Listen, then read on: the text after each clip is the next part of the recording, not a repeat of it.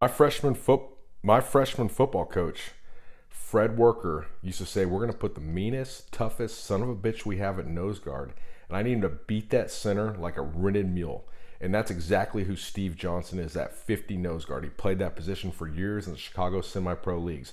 A lot of people think of the Steve, the Forsaken Warrior, as a deadlift specialist, but he's actually much more than that. Even though he has an American record in deadlift of 909 in the 308-pound weight class, he also has a 2260-pound raw total, making him one of the best free lift lifters ever.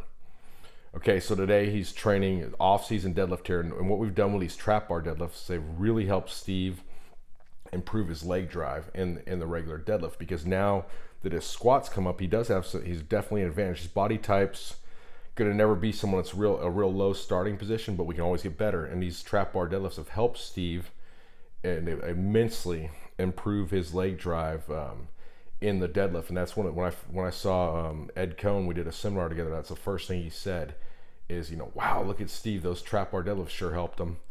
So anyways, Steve, the Forsaken Warrior journey to the top hasn't been just all sunshine and roses. I mean, he's had to make a ton of sacrifices, including like living in the car at the gym and all that kind of stuff. So here he is going up to 900 pounds for almost 4 reps.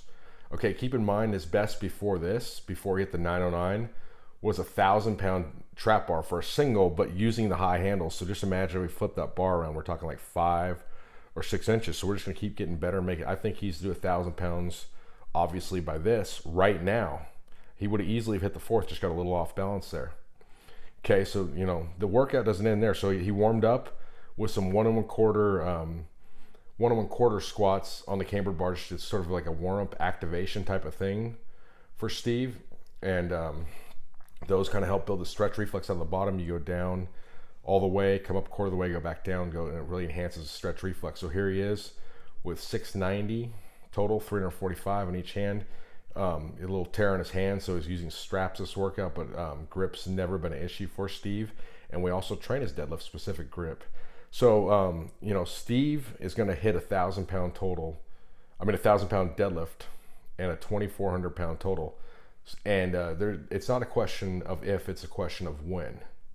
And mark my words on this. You think I'm crazy, but everybody said he was crazy, when he was saying to do 909, and his PR was 854 at the time, or excuse me, 843 at the time.